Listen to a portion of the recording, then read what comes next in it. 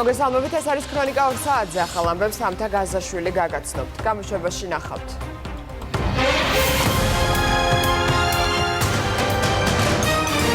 ტერეზა მეი დიდი ბრიტანეთის პრემიერ-მინისტრის თანამდებობას ტოვებს.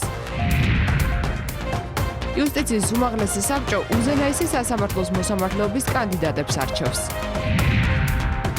დისციპლინურ საბჭოში იმ სტუდენტს უსმენენ, რომელიც ლექტორს სექსუალურ შევიწროებაში ადანაშაულებს.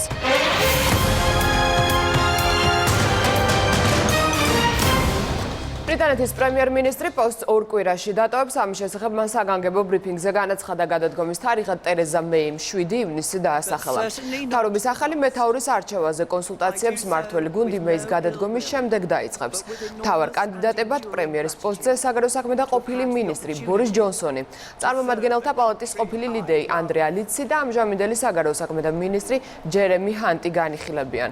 პოტენციურ კანდიდატებს შორისაა შინაგან საქმეთა მინისტრი საჯიდ ჯავიდიც. საქართველოს ბათუმის სახელმწიფო უნივერსიტეტში უკვე მოусმინეს სტუდენტს, რომელიც ლექტორს სექსუალურ შევიწროებაში ადანაშაულებს. სპეციალურად ამ ფაქტის გამო შექმნილი დისციპლინური საბჭოს ხდომა დაიხურა. ეს გოგონას ადვოკატმა მოითხოვა. თავად ლექტორი, რომელიც საკრებულოს უმრავლესობის წევრიც არის, უკრაინაში მივლინებით იმყოფება, ომრან მახარაძე საქართველოში 28 მაისს ჩამოვა, რის შემდეგაც მას არამხოლოდ უნივერსიტეტში, არამედ სამართალდამცავ უწყებაშიც გამოკითხავენ. დარეჯან ჩხიკვაძე განაგრძობს თემაზე საუბარს. ლექტორის მხრიდან სექსუალური შევიწროების საქმეზე დისციპლინურმა კომისიამ, რომელიც ბათუმის სახელმწიფო უნივერსიტეტში სპეციალურად შეიქმნა, უკვე მოусმინა სტუდენტმა დაახლოებით 2 საათის განმავლობაში ისაუბრა. აღნიშნული სხდომა მედიისთვის დახურული იყო და დახურვის ინიციატორი თავად სტუდენტი გახდა. როგორც მისმა ადვოკატმა განაცხადა, მიზეზი მოსალოდნელი ბულინგი, ასევე ის, რომ არ მოხდეს სტუდენტის პირადი ცხოვრების გასაჯაროვება. სხდომის დასრულების შემდეგ, როგორც კომისიის წევრებმა განაცხადეს, სტუდენტმა დეტალურად ისაუბრა სექსუალური შევიწროების ფაქტზე და ასევე მან წარმოადგინა მტკიცებულებები. სტუდენტს ვესაუბრეთ, რა გამოიკვეთა ამას ვერ გეტყვით, თუმცა არის ფაქტები, არის კონკრეტული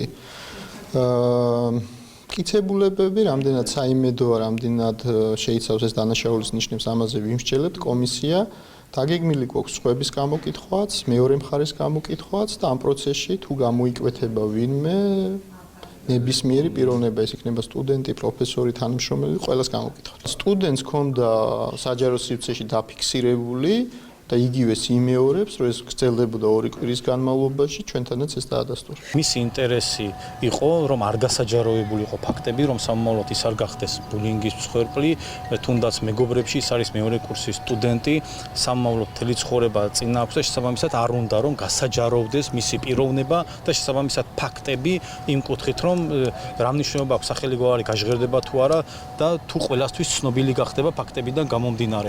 არასამთავრობო ორგანიზაციების წარმომადგენლები ფაქტის ობიექტურ გამოძიებასა და დროულ რეაგირებას ითხოვენ. ისინი ასევე ითხოვენ, რომ მთლიანი პროცესი იყოს გამჭვირვალე. ამბობენ, რომ გამოსაკვლევია, რატომ დაიხურა სხდომა და ასევე რატომ შეიცვალა დღეს სტუდენტმა ადვოკატი მის უფლებებს აქამდე საიაიცავდა. მესამე სექტორს კითხვები აქვს თავად ლექტორთან, მათთვის საეჭვოა ლექტორის განცხადებები, რომელიც უარყოფს ბრალდებებს და ამბობს, რომ მისი iCloud-ი გატეხეს. სხვასტუდენტებიც გამოეხმაურენ, რომ ეს არ არის ერთადერთი შემთხვევა და არის სხვა, ესე რომ ვთქვათ, ფაქტებიც, რომ უნივერსიტეტში ეს პროცესი მიმდინარეობს. თავისთავად ამიტომაც იყო, რომ ჩვენი ინტერესი, რომ მაქსიმალურად ყოფილიყო ეს პროცესი საჯარო და ხელმისაწვდომი ყველასათვის. თუ არ ქონდა რაიმე ზეგავლენას ეწოლას ადგილი ამ სხდომის დახურვასთან მიმართება, დახურვის საკითხთან მიმართებაში, იმიტომ რომ გოგონა მზად იყო ამ პროცესში ჩართული იყო როგორც მედია, ასევე არასამთავრობო სექტორის წარმომადგენლები. ლექტორი იძახის, რომ Facebook და გვერდი გაუტეხეს და შესაბამისად ვიღაცის მეშვეობით მოხდა მიმოწერის და ფოტოების გადაგზანა. საგამოძიებო მგონებიდან მხოლოდ განცხადება იმისა, რომ გატეხილია Facebook გვერდი არ იქნება საკმარისი, იმიტომ კონკრეტული დამნაშავე პირი მაშინ უნდა გამოვლინდეს. ჩემი ინფორმაციით მიმდინარეობს გამოძიება ზოგადად ფაქტის ირგვლივ და ბუნებრივია რეაქციაც იქნება შესაბამისი. 9 18 წლის სტუდენტი სექსუალურ შევიწროვებაში 46 წლის ლექტორს ადანაშაულებს, რომელიც ბათუმის საკრებულოს დეპუტატია ომარ მახარაძე ამ დროისთვის უცხოეთში იმყოფება და მისი გამოკითხვა უკვე საქართველოში დაბრუნების შემდეგ მოხდება. ცნობილია, რომ თავად ომარ მახარაძე ბრალდებას უარყოფს, ფაქტზე დაწყებულია გამოძიება და საკითხს სახალხო დამცველის აპარატიც სწავლობს. ეს დარეჯან ჩხიკვაძე იყო. კასპიის სოფელ აღაიანში მოკლული ჩვილის მამას შესაძლოა სისხლის სამართლებრივი პასუხისმგებლობა დაეკისროს. როგორც ჩინაგან საქმეთა სამინისტროში განმარტავენ, გამოძიების დროს დადგინდა, რომ ბრალდებული დედა ორსულობის დადგომის დროისათვის იყო 16 წელს მიუღწეველი, რაც დანაშაულის ნიშნებს შეიცავს. მე აქვე გეტყვით, რომ 21 მაისს გამთენიისას მამამ საბავშვო ეტლში 7 თვის შვილი გარდაცვლილი იპოვა. ამ დროს ბავშვის დედა სახლში უკვე აღარ იყო. რამდენიმე საათიანი ძებნის შემდეგ კი ის თბილისში ერთ-ერთ სასტუმროში დააკავეს. მკვლელობის ბრალდებით დაკავებულ არასრულწლოვან დედას აღკვეთის ღონისძიების სახით პატიმრობა შეეფარდა.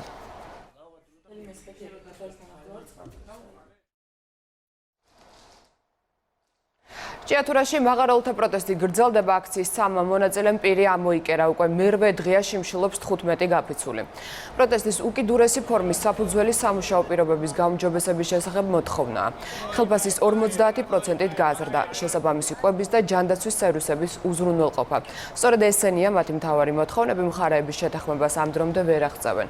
ჯორჯიან მანგანეზი მაღაროელთა მიერ წამოყენებული პირობების ნაწილს არარეალისტურს უწოდებს. აქციას, რომლის ფარგლებში კარვები, ქალაქის ცენტრში არის გაშლილი, რიგითი მოქალაქეებიც შეუერთდნენ. ადგილზე მობილიზებულია სასწრაფო დახმარების ბრიგადები. მე აქვე გეტყვით, რომ ჭიათურაში თანამშრომელთა გაფიცვის გამო ყველა საწარმო გაჩერებულია. ილანაირად ცდილობენ, რომ ხელი შეგვიშალონ და ჭიათურა ისევ იმ მდგომარეობაში დატოვონ, როგორ კატასტროფულ მდგომარეობაშიც არის.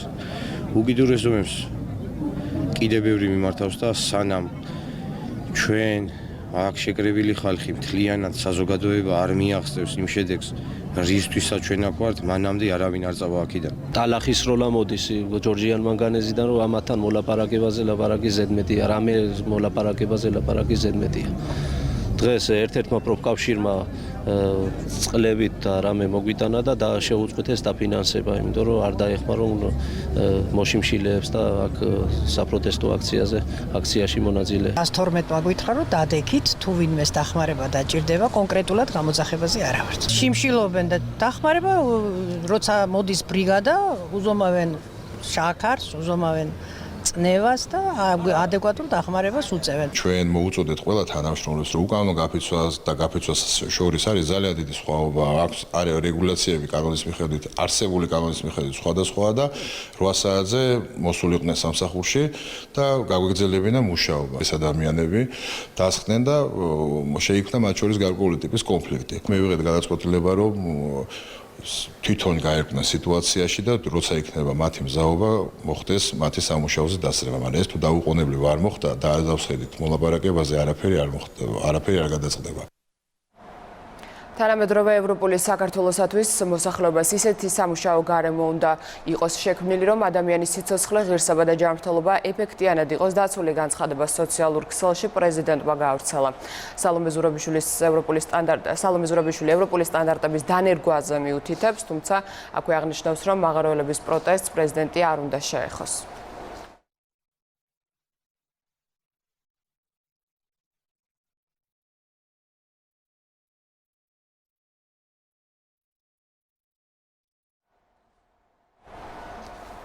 იუსტიციის უმაღლესი საბჭო ამ წუთებში სხდომას მართავს, მიმდინარეობს მოსამართლეობის მსურველთა კანდიდატების კენჭისყრა. კონკურსი სასამართლოებში არსებულ 43 ვაკანსიაზე ტარდება.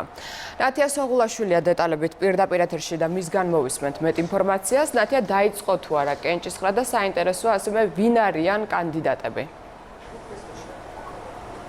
რამდენიმე წუთში დაიწყება კენჭისყრა 43 ვაკანტურ ადგილზე არის 72 კანდიდატი, მათ შორის 4 არის იუსტიციის უმაღლესი საბჭოს წევრი. 2 ვაკანტურ ადგილზე განცხადება შეტანილი ჰქონდა საბჭოს მდივანს, თუმცა გიორგი მიქაუტაძემ რამდენიმე წუთის წინ ჟურნალისტებთან თქვა, რომ საკუთარი კანდიდატურა სააპელაციო სასამართლოში მოხსნა და ახლა საბჭომ საქალაქო სასამართლოში მიქაუტაძის უვადოდ გამწესებაზე უნდა იმსჯელოს. არამოსამართლე წევრი ანადოლიძე კი კვლავ ეგრეთ წოდებულ კლანურ მმართველობაზე საუბრობს. მე ამას არ უწოდებდი კონკურსს, ეს არის კლანის დიდი გადალაგება. ამ პროცესის მნიშვნელობით, რომელიც ძალიან დაშორებულია კონკურსის იდეას, კლანის წევრები გადალაგდნენ ერთი თანამდებობიდან მეორეზე. ამის საშუალებას იძლევა ის სრული ფარსი, რომელიც საქართველოს პარლამენტს შექმნილი აქვს საკონკურსო პროცედურის საშუალებით. როგორც არაერთხელ თქვი, იუდა ისკარიოტელი რომ გამოვიდეს კონკურსზე, კლანს აქვს სრული საშუალება, რომ ის დანიშნოს ნებისმიერ თანამდებობაზე სასამართლოში. მე უარს ვამბობ სააპელაციო სასამართლოში, ესე ვთქვათ, შეტანილ განაცხადზე და ამ კუთხით დაწინაურებაზე და ვთქვათ, საბჭოს თხოვ რომ განიხილოს ჩემი კანდიდატურა მხოლოდ და მხოლოდ იქ, სადაც ამჟამად ვარ გამწესებული თბილისის საქალაქო სასამართლოს ადმინისტრაციულ საქმეთა კოლეგიაში, ვინაიდან ჩემი ვადაც ვთქვათ, ბევრი აღარ არის დარჩენილი, 2 წლამდე არის დაახლოებით. მე მაქვს ამის სურვილიც და უფლებაც, რომ უვადოთ გადანიშნაზე მქონდეს პრეტენზია. კონკურს რაც შეეხება წინასწარი პროგნოზები ჩვენ ძალიან ბევრჯერ გვსმენია, ჩვენი არამოსამართლე წევრების და ხშირ შემთხვევაში ეს არ მართლდება ხოლმე, კონკრეტულ კანდიდატურებს უკავშირდება და მიზნად ისახავს პროცესის დისკრედიტაციას, ამას მივეჩვიეთ უკვე და ეს ყოველი კონკურსის წინ როგორც წესი და იგივე ფორმით ხდება. დღესვე იუსტიციის უმაღლესმა საბჭომ სააპელაციო სასამართლოში სამოქალაქო საქმეთა პალატისა და საგამოძიებო კოლეგიის თავმჯდომარეები დაამტკიცა. სამოქალაქოში ირაკლი შენგელია, ხოლო საგამოძიებოში მერაბ გაბინაშვილი. დღეს სხდომაზე გაბინაშვილს კითხეს, იქნება თუ არა კვლავ უზენაესი სასამართლოს მოსამართლეობის კანდიდატი. საპასუხოდ გაბინაშვილი ამბობს, რომ გადაწყვეტილება არ აქვს მიღებული, ამ დრომდე გადაწყვეტილება არ მიუღია გიორგი მიქაუტაძესაც. მადლობა ნათია სოღულაშვილი საუბრობდა პირდაპირ ეთერში. ლარის გაუფასურების შესახებ პირველი კომენტარი გააკეთა ეროვნული ბანკის პრეზიდენტმა კობა გვენეტაძის თქმით, ვალუტის მერყეობა არ აისახება სამომხმარებლო ფასებზე. სოფო ბერიძე განაგრძობს თემაზე საუბარს, სოფო კიდევ რა განაცხადა ეროვნული ბანკის პრეზიდენტმა. დიახ, ბოლო დროის სავალუტო მდგომარეობასთან დაკავშირებით დღეს პირველი კომენტარი მოისმინა საზოგადოებამ ეროვნული ბანკის პრეზიდენტისგან. მან ცოტა ხნის წინ ისაუბრა ამ თემებზე და მათ შორის იმ ფაქტორებზე გაამახვილა ყურადღება, რომელიც მისი შეფასებით ეროვნული ვალუტის მდგომარეობაზე ზემოქმედებს. პირველ რიგში კობა გვენეტაძე წუხს იმის გამო, რომ როგორც ის ამბობს, არასწორი ანალიზი კეთდება სამომხმარებლო ფასებთან, ინფლაციასთან დაკავშირებით და ამბობს, რომ ეროვნულ ბანკს აქვს ყველა ბერკეტი იმისა, რომ არ დაუშვას ქვეყანაში ფასების ზრდა და ასევე იხსენებს იმასაც, რომ როდესაც წლების წინ ეროვნული ვალუტა იყო მყარი, ინფლაცია 12%-საც კი აღწევდა. რაც შეეხება ფაქტორებს, რომლებიც ვალუტაზე ზემოქმედებენ, როგორც კობა გვენეტაძე ამბობს, მათ შორის არის მოლოდინები და ასევე რეგიონში მიმდინარე ეკონომიკური პროცესები. სამწუხაროდ არასწორი ანალიზი კეთდება იმასთან დაკავშირებით, თუ რა შედეგი შეიძლება ზოგადად მოყვეს ამას და განსაკუთრებით იმ მართულებით, რომ ეს ინფლაციის ძალიან დიდ ზრდას გამოიწვევს. ანუ ფასების საერთოდ დონის ზრდას გამოიწვევს. მინდა მოგახსენოთ, რომ გაცვლითი კურსი არის ერთ-ერთი ფაქტორი, მაგრამ არა ყველაზე მნიშვნელოვანი ფაქტორი ფასების ზრდასთან და ინფლაციასთან დაკავშირებით. გთხოვთ გადახედოთ სტატისტიკას და ნახავთ, რომ 2007-2008 წლებში, როდესაც გაცვლითი კურსი იყო ყველაზე სტაბილური. საქართველოში ინფლაცია იყო ყველაზე მაღალი. ეროვნულ ბანკს აქვს ბერკეტები იმისათვის, რომ ამ მიმართულებით არ დაუშვას ფასების ზრდა. ძალიან მნიშვნელოვანია თუ რა მიმართულებით და რატომ ქმნის გაცვლითი კურსი პრობლემას, ხო? ეს არის დოლარიზაციის პრობლემა. ჩვენს მიერ, ხელისუფლების მიერ ზოგადად, როგორც აღმასრულებელი ხელისუფლების, ასევე ეროვნული ბანკის მიერ ღიად გაცხადებული პოლიტიკა არის დედოლარიზაცია. რაც შეიძლება მოკლევადიან მერყეობას, ეს როგორც აღნიშნე, არის დამახასიათებელი მცურავი გაცვლითი კურსისათვის, მაგრამ ამის გარეშე შეუძლებელი იქნება, რომ ის სხვადასხვა შოკები, რომელიც შეიძლება იყოს სხვადასხვა დროს მცირე ზომის ღია ეკონომიკისათვის, რომ შთანთქოს ეკონომიკა. გაცვლითი კურსის მოქნილობა ამ მიმართულებით არის ძალიან მნიშვნელოვანი.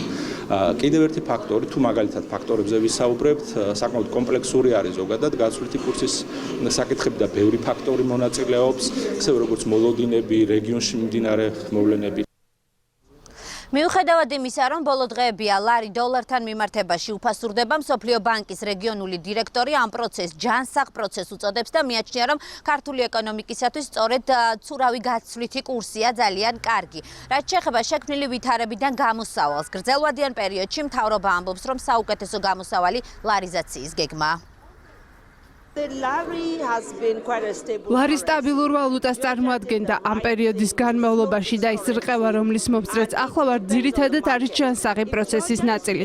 თუ გვინდა, რომ საქართველო იყოს თავისუფალი ღირებულებების ჯაჭვის წევრი, ეს თავისუფალი მცურავი კურსი, რომელიც არის დადგენილი, იყოს სწორი გადაწყვეტილება. ასეთ პირობებში კონტროლი და ჩარევა კურსის დარეგულირებაში არ იქნება გამართლებული. ვფიქრობ, დამოკიდებულება, რომელიც არჩეული აქვს ეროვნულ ბანკს, არის სწორი და მომავალ ეკონომიკის მეტად დივერსიფიკაცია ხელს შეუწყობს ვალუტის დასტაბილურებას. ბუნებრივია ეს არის ისეთი მერყეობები, რომლის თავდანაწილებაც ესე ვთქვათ საკმაოდ რთულია. თავარი პრიორიტეტი უნდა იყოს დედოლარიზაცია, ანუ ლარიზაცია. ეს არის ჩვენი თავარი პრიორიტეტი. აღნიშნული მერყეობებისგან მოსახლეობა, საზოგადოება უნდა იყოს დაცული. ამ დროისათვის დოლარი სავალუტო ჯიხურებში 2 ლარად და 78 თეთრად, ბანკებში კი 2 ლარად და 91 თეთრად ივაჭრება. მორიგის სავალუტო ვაჭრობა 17 საათზე შედგება და ამის შემდეგ გვეცოდინება რა კურსი დადგინდება ოფიციალური უკვე ხვალისათვის. მადლობა, სოფო ბერიძე საუბრობდა პირდაპირ ეთერში. ევროკავშირისა და მსოფლიო ბანკის მხარდაჭერით საქართველოს ფინანსური ინკლუზიურობისა და ანგარიშვალდებულების პროექტი დაიწყო. მიზანი კერძო სექტორის განვითარების ხელშეწყობა, მცირე და საშუალო საწარმოების ზრდის და პროდუქტიულობის ამაღლებაა. ორგანიზატორების განცხადებით, ინიციატივა ითვალისწინებს საინვესტიციო გარემოს გაუმჯობესებას.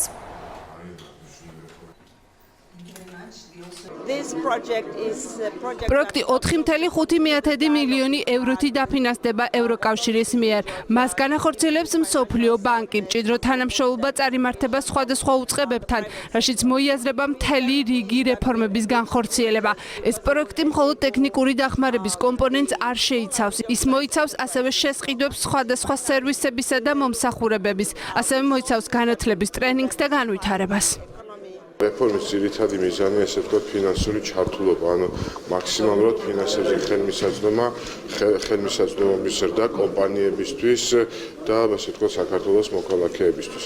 ეს არის ფინანსური ბაზრების გაღრმავებაზე საუბარი.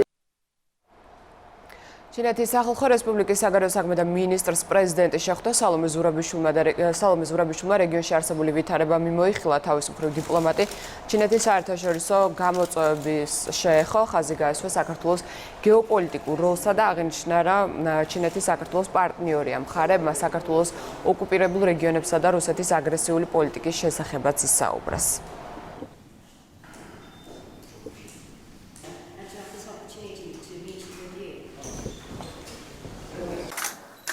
ჩინეთის საგარეო საქმეთა მინისტრს შეხვდა საქართველოს პრემიერიც მამკა ბახტაძესა და ვანის შორის საუბრის მთავარი თემა მზარდი ეკონომიკური და სავაჭრო ურთიერთობები იყო. აღნიშნა, რომ დამოუკიდებელი საქართველოს ისტორიაში ბოლო 23 წლის განმავლობაში ეს არის ჩინეთის საგარეო საქმეთა მინისტრის პირველი ოფიციალური ვიზიტი, რაც კიდევ ერთხელ უსვამს ხაზს, რომ ჩინეთისათვის საქართველოსთან ურთიერთობა პრიორიტეტულია.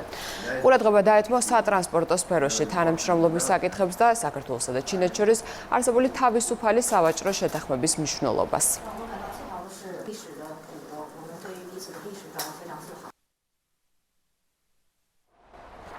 ჩინელ კოლეგას უმასპინძლა დავით ზალკალიანმაც მხარებმა სხვადასხვა მიმართულებით პარტნიორობაზე ისაუბრეს. ყურადღება გამახვილდა სავაჭრო ეკონომიკურ თანამშრომლობაზე.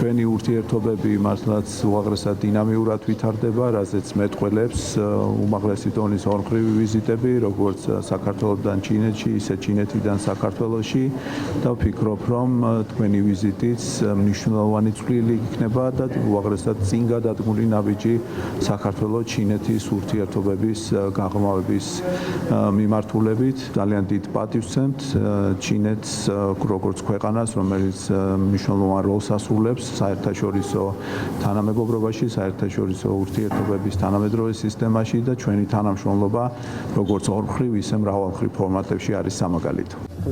ჩვენ მხარს უჭერთ საქართველოს დამოუკიდებლობას, სუვერენიტეტსა და ტერიტორიულ მთლიანობას და ეს პოზიცია გვაქვს სხვა ქვეყნებთან მიმართებაშიც. საქართველოს მიერ დამოუკიდებლობის გამოცხადებიდან მალევე ჩვენს ქვეყნებს შორის დიპლომატიური კავშირი დამყარდა. მას შემდეგ ორმხრივი ურთიერთობები გახდა მეტად ახლო და მეგობრული.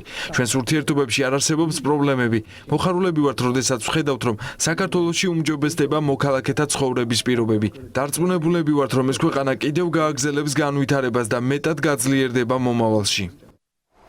ტელეკომპანია რუსთავი 2-ში ხვალ პარტნიორთა კრება გაიმართება 9%-იანი წლის მფლობელი ნინო ნიჟარაძე ამ შეხვედრაზე მედიის დასწრებას ითხოვს მისი ადვოკატის განცხადებით ერთ-ერთი მთავარი მოთხოვნა ფინანსური დოკუმენტაცია საერთაშორისო საარბიტრაჟო კომპანიამ შეისწავლოს. ამ მოთხოვნის შესახებ ისინი ხვალინდელ სხდომაზე ისაუბრებენ, რაც შეეხება დავის საგანს. მე შეგახსენებთ, რომ კერძო ტელეკომპანიის 9%-იანი წლის მფლობელი სხვა მეწილეებისა და არხის მენეჯმენტისაგან 28 მილიონს ითხოვს. ადვოკატის განცხადებით ამ თანხიდან ზიანის მიყენებისათვის ნიჟარაძე $1.5 მილიონს მიიღებს, დანარჩენ ფინანსებს კი ისევ ტელეკომპანიისაკენ მიმართავს. ნინო ნიჟარაძის დღევანდელ მოთხოვნაზე შეხვედრის გასაჯაროებასთან დაკავშირებით არხის იურისტი კომენტარს მოგვიანებით გააკეთებს.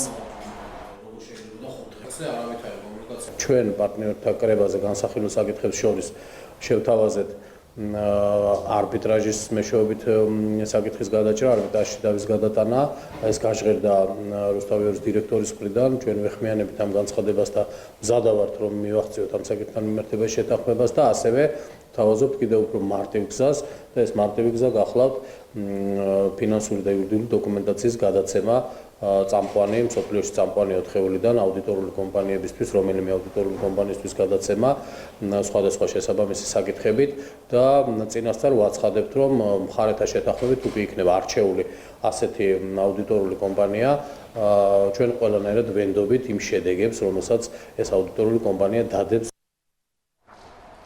პოლიციამ რუსთავის ჟურნალისტებზე თავდასხმის გამო 2019 წლის ადგილობრივი დააკავა, ისინი გადამღებ ჯგუფს წყალტუბოს მუნიციპალიტეტის სოფელ ზემო მესხეთში ფიზიკურად გაუსწორდნენ.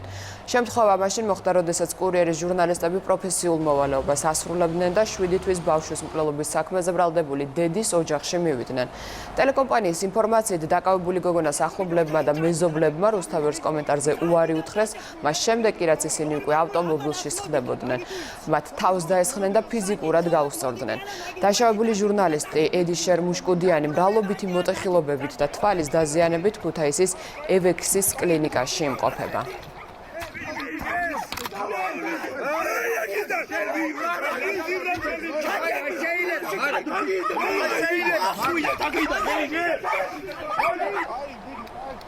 საწვავის ბაზარზე კონკურენცია გაიზარდა, ხარისხის კონტროლი კი გაუმჯობესდა, კვლევა საერთაშორისო გამჭვირვალობა საქართველოს ჩაატარა არასამთავრობო ორგანიზაციამ კერძო ლაბორატორიაში 8 კომპანიის საწვავის ხარისხი შეამოწმა. შედეგებით ირკვევა, რომ მას შემდეგ, რაც მთავრობამ საწვავის სტანდარტები გაამკაცრა, ბაზარზე მდგომარეობა გაუმჯობესდა. ანგარიში ნათქვამია ისიც, რომ საქართველოს სრულად იმპორტირებულ საწვავზეა დამოკიდებული. საერთაშორისო გამჭვირვალობის მომზადებული კვლევა 2014-2018 წლის მონაცემებს ეყრდნობა. ორი საკითხი არის, ასე ვთქვათ, თავარი თემა ამ ანგარიშის, ეს არის ბაზრის, ასე ვთქვათ, სტრუქტურა, როგორი არის კონკურენცია, როგორი იყო ბოლო წლებში ბაზარზე და ასევე ხარისხი რამდენად კონტროლდება. დავიწყებ ხარისხი, სადაც ფაქტობრივად არ არის პრობლემა და შესაბამისობაში ვართ ევროკავშირის სტანდარტებთან. მნიშვნელოვანია კონკურენცია, მე ვაჩვენე, რომ ტენდენციაში მცირდება, თორე თვითონ სიტუაცია არ არის ჯერ მისასალმებელი, იმიტომ რომ 70%-მდე როცა არის სხვილი ბიზნესის წილი და აქედან 78% 5 კომპანიის წილია, ბუნებრივია თვითონ ეს მდგომარეობა არ არის სასურველი, ხო? უფრო მნიშვნელოვანია კიდე გაიზარდოს მცირე და საშუალო ბიზნესის წილი ამ სექტორში. ასევე იმპორტისზე საკმაოდ ვარ დამოკიდებული და სანამ ეს ამდენი ავტომობილის რაოდენობა იზრდება, ეს არ შეიცვლება, მაგრამ შემაშფოთებელია, რომ რუსეთიდან წილი იზრდება ძალიან სწრაფად. ანტიკორუფციულმა სააგენტომ თაღლითობის მცდელობის ფაქტზე თბილისის სატრანსპორტო კომპანიის თანამშრომელი დააკავა. გამოძიების ინფორმაციით ის მოქალაქეს ავტობუსის კონდუქტორის თანამდებობაზე დანიშვნას პირდებოდა, რის სანაცვლოდაც 700 ლარს ართმევდა.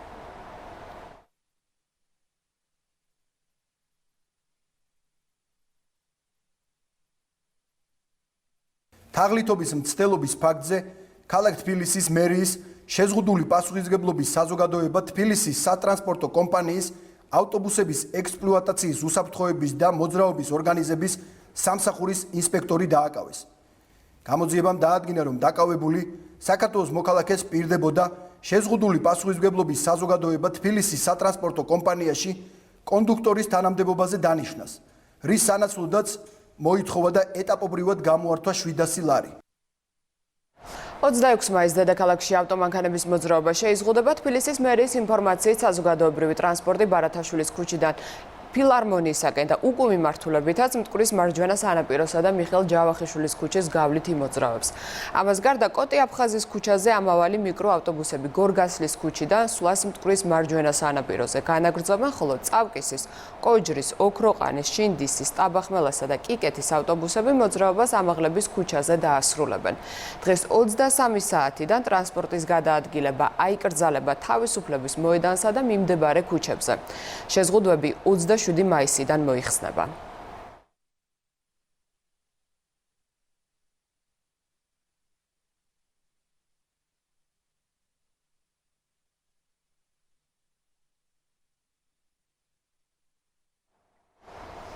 აღდგომის ტაძრამდე მისასვლელი გზა ჩაკეტილია. ქართველი მესაზღვრეები იქ ტურისტებს და მომლოცველებს არ უშვებენ, როგორც სასულიერო პირები აცხადებენ, სადავო ტერიტორიაზე აზერბაიჯანული მხარე გზის გაყვანას განაგრძობს.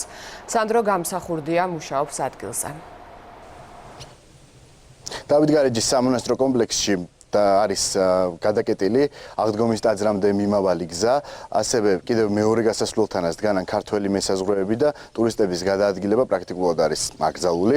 რამდენიმე დღე არის ვითარება ასეთი, როგორც ჩვენ გვეუბნებიან ადგილობრივი გიდები და ასევე სასულიერო პირები, თუმცა ბოლო 5 დღის მანძილზე აზერბაიჯანელი მესაზღვრეები, როგორც ადგილობრივები ამბობენ, აწარმოებენ კონკრეტული გზის გაყვანას და იქ მიმდინარეობს ინფრასტრუქტურული სამუშაოები. როგორც ადგილობრივები ამბობენ, ამ სამუშაოებში ჩართული არის ასევე მძიმე ტექნიკაც და ცოცხალი ძალაც, რაც უკავშირდება გზის მშენებლობა, უცნობი არის ადგილობრივი გიდისთვის და სასულიერო პირისთვის. რაც შეეხება ტურისტების ნაკადს დავითგარეჯის სამონასტრო კომპლექსში, აქ მაინც მოდიან დამთვალიერებლები, თუმცა როგორც გითხარით, არის შეზღუდული სივრცე და ისინი საკმაოდ მალე ასრულებენ დათვალიერებას სამონასტრო კომპლექსში. როგორც გიდმა ჩვენ განგვიცხადა, ტურისტული ჯგუფები უკვე რამდენიმე დღეა აღარ მოდიან იმ რაოდენობით დავითგარეჯის კომპლექსში, როგორც ეს ხდებოდა რამდენიმე თვის წინ. ისევ მუშაობენ, დილაი გაცენდა თუ არა, ისევ განახლეს სამუშაოები და ისევ თხრიან და ანგრევენ ამ კლდეებს და გამოყავთ ეს გზა. სულდაფეტილი არის, ისევ რაღაც საგანგებო რეჟიმი, ასე ვთქვათ. უშინეს თქვენ დღეს უნდა გარკვეული კონდეთ და რაღაც პასუხები უნდა კონდეთ, ხო? ამიტომ ახლა კომისიის მუშაობა მიმდინარეობს და რა პასუხები მისცეს და რაღაცის პასუხად ეს ნახავთ შეჟებით არ ვიცით. რაღაც მორჩება საღამოსკენეს შეხვედრა, ალბათ მე უკვე გავიგებთ უკვე ინფორმაციებს ეკლესია მასუხებდა. ტრაქტორი მუშაობს თუ გაქვთ ინფორმაცია? ორი ბულდოზერია და ერთი kovშიანი ტრაქტორი არის და. ეს მშენებლობა უკვე მეხუთე დღე არის. მეხუთე დღე არის უკვე აშენებენ და აი წეღანაც ვიყავი. დაახლოებით 9 საათის წინ და ნუ შეუჩერებლად მითქუნდათ რომ შემდეგ ან ტურისტების მოყვანა განახორციელონ. ტურისტები მოიყვანონ და მოუყვნენ იმ ტურისტებს რომ ეს არის ალბანური კულტურა და ასე შემდეგ. გარეჯისთვის ჩამოსული არის ძალიან ბევრი ტურისტი მინახავს რომ უშუალოდ გარეჯის და იმ ფრესკების სანახავად ჩამოვიდა უდაბნოს ფრესკების სანახავად და წავიდა აქედან გაწბილებული. იმედი რომ ეს არ არის არაფერი მიზანმიმართული, მნიშვნელოვანია რომ ჩვენ ამ პროცესს ხელი არ შევუშალოთ ზედმეტი დაძაბულობით, რასაც შექმნის ყველა პოლიტიკური განცხადება ახლა დღევანდელ ვითარებაში. ამიტომ მე მეტ კომენტარს ამაზე არ გავაკეთებდი, დაველოდოთ პროცესს, თუ რასათუთია ეს პროცესი ყველას კარგად მოგვეხსენება და მიმდინარეობს შეხვედრა აზერბაიჯანში, შესაბამის სამუშაო ჯგუფი კომისია მუშაობს ამ საკითხებზე, კომისიის ფარგლებში დაყენებულია უკვე ეს საკითხი, იციან ჩვენმა აზერბაიჯანულმა კოლეგებმა, დავაცადოთ კომისიას მუშაობა, რათა მივიღოთ გადაწყვეტილება, რომელიც არის ჩვენი ქვეყნის ინტერესებში. როგორც მოისმინეთ, მამა კირილეს იმედი აქვს, რომ ქართულ-აზერბაიჯანული მოლაპარაკებები დასრულდება საქართველოსთვის დადებითი შედეგით და აღდგება გადაადგილება დავითგარეჯის სამონასტრო კომპლექსის ტერიტორიაზე. მოლაპარაკებების პროცესს აკვირდება საქართველოს საპატრიარქოც ანდრია ჯაღმაიძემ ცოტა ხნის წინ ამასთან დაკავშირებით Facebook-ზე გაავრცელა ინფორმაცია, ასევე კიდევ ერთი სასულიერო პირი, ქორეპისკოპოსი იაკობი გამოეხმაურა აქ მიმდინარე პროცესებს, მან თქვა, რომ ის უახლოეს დღეებში აუცილებლად ჩავა დავითგარეჯის ტერიტორიაზე და უშუალოდ გაეცნობა ვითარებას. ეს იყო სანდრო გამსახურდია. საქართველოს აზერბაიჯანს შორის მოლაპარაკება გრძელდება. სახელმწიფო საზღვრის დელიმიტაციის კომისია პირველი შეხვედრის მეორე რაუნდს მართავს ბაქოში. მოლაპარაკებებში ჩართულები არიან დიპლომატები, სახელმწიფო მეთაურების სპეციალური წარმომადგენლები და ძალოვნები. როგორც საქართველოს პრემიერის წარმომადგენელი აცხადებს, მსჯელობა დღესაც გრძელდება, თუმცა ამ ეტაპზე რაიმე შედეგზე საუბარი ნაადრევია. ცნობილია, რომ შეხვედრის დაწყებამდე ქართული მხარე დაინტერესდა კონკრეტულად რას ემსახურება და რა ტიპის სამუშაოები მიმდინარეობს სასაზღვრო ტერიტორიაზე. პროცესს თვალს ადევნებს საპატრიარქოც.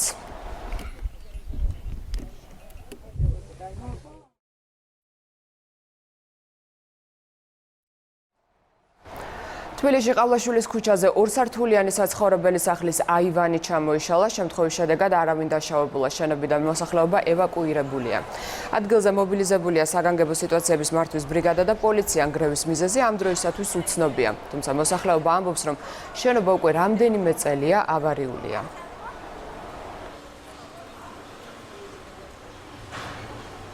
დაახლოებით 150 წლის 200 წლის სახლი არის, რომელიც შემდეგ უკვე ძეგლთა სტატუსს მიაკუთვნეს. ჩემი სახლი ჩამოინგრა და კიდე რამდენიმე ემეზობლის. ანუ ზედა მხარე, კედლის ზედა მხარე არის ჩამონგრეული, მერე მოიყოლა ბალკონი და შემდეგ ჩამოვარდა ეს ყველაფერი მასა. წლების განმავლობაში წვია, ეს დღეს არ მოხდა, წლების განმავლობაში არის ესეთი სიტუაცია. ადგილზე მობილიზებული იყო სახადრო სამაშველო ჯგუფები დაახლოებით 5 წუთში. უბნებლად იქნა მოსახლეობა გამოყვანილი შიდა ტერიტორიიდან. ამ დროისათვის ადგილზე მობილიზებული არის ყველა შესაბამის სამსახური და მიმდინარეობს შენობის დათვალიერება და საფრთხის მოხსნა. ცხოველებისთვის ცოფის საწინააღმდეგო ვაქცინაცია გრძელდება. სააგენტო მოსახლეობას მოუწოდებს პრევენციის მიზნით შინაური ცხოველები ყოველწლიურად აცრას. სპეციალისტების ინფორმაციით, ვაქცინაციაზე მიმართვიანობა შემცირებულია, რის გამოც ცხოველებში ცოფის გავრცელების რისკი კვლავ მაღალია.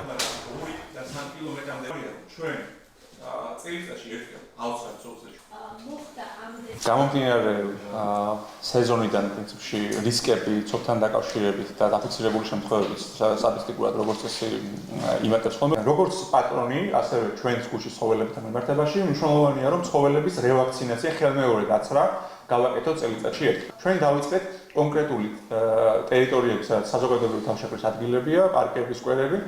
ამ ტერიტორიების ხელახალი რევაქცინაცია.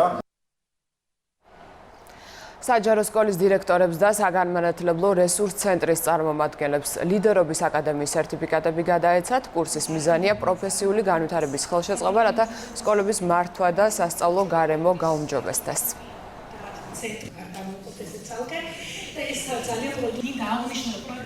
დირექტორებმა პრაქტიკულად 3 წლის განმავლობაში გაიარეს 11 მოდული, რომელიც გულისხმობდა მათ პროფესიულ განვითარებას, არა მხოლოდ სკოლის მართვის, არამედ ზოგადად სასწავლო პროცესის მართვის საკითხებში. ვფიქრობ, რომ ეს იყო გარდამტეხი მომენტი იმისათვის, რომ ჩვენ დირექტორის ფუნქცია დავინახოთ არა როგორც ზოგადად მენეჯერის, არამედ სასწავლო პროცესის ლიდერის კუთხით. კურსის მიზანი გახლავთ, რომ დავნერგოთ 21 საუკუნის სკოლის მოდელი საჯარო სკოლებში, რაც გულისხმობს მოსწავლეზე ორიენტირებული სწავლა-სწავლების პროცესის დანერგვას. თავისთავად ეს პროცესი კი ხელს უწყობს ზოგადი განათლების ხარისხის გაძლიერებას. ახლებურმა მიდგომამ გაათამამა საინტერესო გახადა მოსწავლეს ცხოვრება, გაათავისუფლა ყოველგვარი ზედმეტი ბარიერისაგან, რომელიც ხელს უშლიდა ცოდნის წარმოჩენაში, საკუთარი პიროვნების დამკვიდრებაში.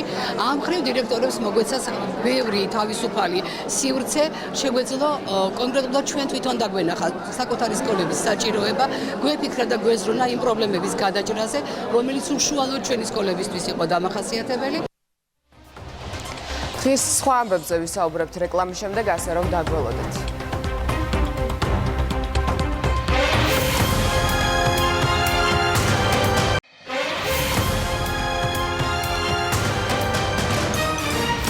რეკლამის შემდეგ ქრონიკა კვლავ პირდაპირ ეთერშია. ამერიკელი თალიბანის სახელით ცნობილი ჯონ უოლკერ ლინდი პატიმრობიდან ვადაზე ადრე გაათავისუფლეს. ლინდი ავღანეთში 2001 წელს დააკავეს და 20 წლიანი პატიმრობა მიუსაჯეს. ციხეში მან 17 წელი გაატარა. 1991 წელს ვაშინგტონში კათოლიკურ ოჯახში დაბადებულმა ჯონ უოლკერ ლინდმა 16 წლის ასაკში ისლამი მიიღო და ჯერ იემენში, შემდეგ კი პაკისტანში გადავიდა საცხოვრებლად. 2001 წელს კი დაჯგუფება თალიბანს შეუერთდა. ლინდი 2001 წლის 11 სექტემბრის ტერაქტთან კავშირში იყო ბრალდებული.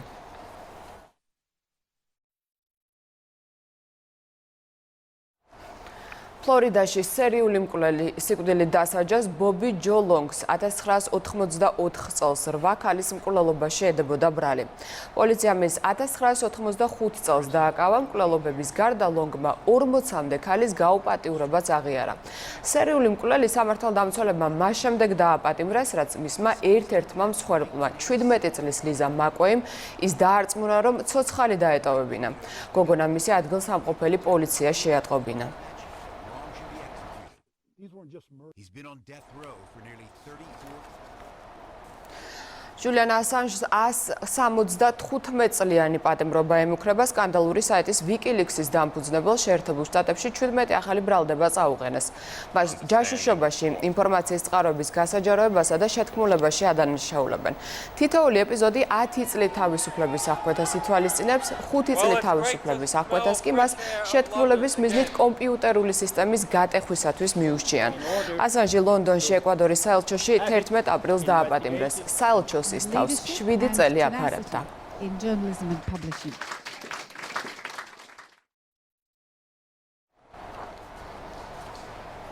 ისრაელში ხანძარსებრძვიან ცეცხლი იერუსალიმსა და მევო-მოდინას რაიონში გაჩნდა, მის გავრცელებას ხელს უწყობს აირის მაღალი ტემპერატურა. ახლო მდებარე დასახლებებთან მოსახლეობის ევაკუაცია განხორციელდა. ისრაელს ხანძრის სალიკვიდაციო სამუშაოებში დახმარება იტალიამ, ხორვატიამ, საბერძნეთმა და კვიპროსმა უკვე შესთავაზეს.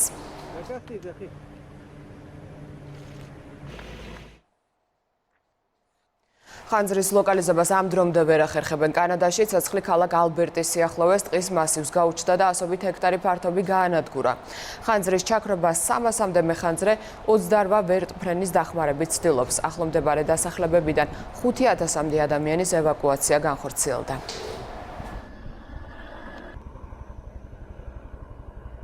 გაერთიანებულ სამეფოსა და ჰოლანდიაში ევროპარლამენტის არჩევნები გაიმართა. ეგზიტ პოლების მიხედვით ნიდერლანდებში სოციალ-დემოკრატები ლიდერობენ, მათ 26-დან 5 მანდატი მოიპოვეს. ქრისტიან დემოკრატებსა და ევროპის ლიბერალ-დემოკრატიულ ალიანსს კი 4 მანდატი აქვთ. რაც შეეხება დიდ ბრიტანეთს, ადგილობრივი კანონმდებლობის მიხედვით ეგზიტ პოლების გამოქვეყნება აქ აკრძალულია. ბრიტანელები ევროპარლამენტის 73 წევრს ირჩევენ. დღეს ხმის მიცემის პროცედურა ირლანდიასა და ჩეხეთში დაიწყება, ხვალ კი ლატვიასა და მალტაში. ევროკავშირის 28 ქვეყანაში ხმის მიცემის უფლება 426 მილიონ მოქალაქეს აქვს. არჩევნების წინასწარი შედეგები 27 მაისს გამთენიისას გახდება ცნობილი.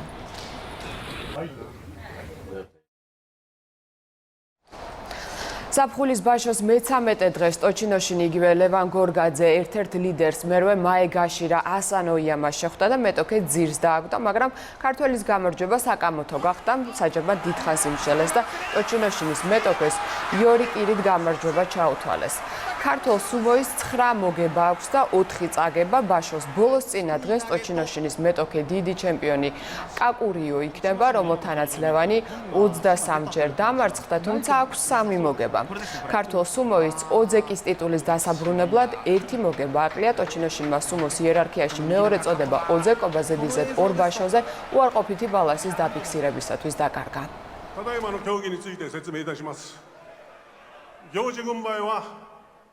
栃ノ心に上がりましたが、栃ノ心のかかとが出ており、軍配差し替えで西方力士の勝ちと決定いたします。 2020 წელს თბილისის ახალი სომხური თეატრი ექნება. პეტრო ადამიანის სახელობის დრამატურგიული დასისათვის ახალი სივრცე შენდება. ძველი ნაგებობის ადგილას მშენებლობა ფონდი ქართულ ზრუნველყოფს. პროექტის მიხედვით ახალი თეატრი 600 მაყურებელზეა გათვლილი. მშენებლობის ჯამური ღირებულება 18 მილიონი ლარია. სამუშაოებს დღეს თბილისის მერი კახა კალაძე ადგილზე გაეცნო.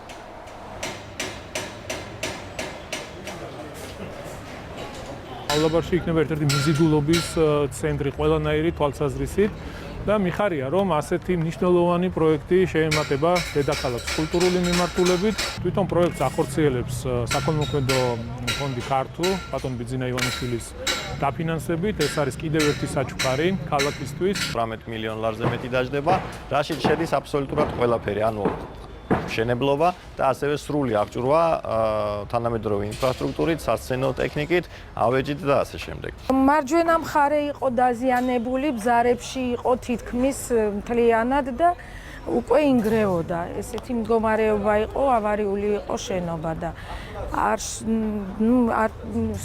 სპექტაკლებს არ გავდიოდით უკვე 10 წელია თითქმის. და მოლოდინში ვიყავით, როდის დაიწყებოდა რეაბილიტაცია. დღის ყველა ამბავი რცხვად შეგიძლიათ ნახოთ იმედი ნიუზზე. ქრონიკა ამით 5 საათამდე გემშვიდობებათ. დროებით.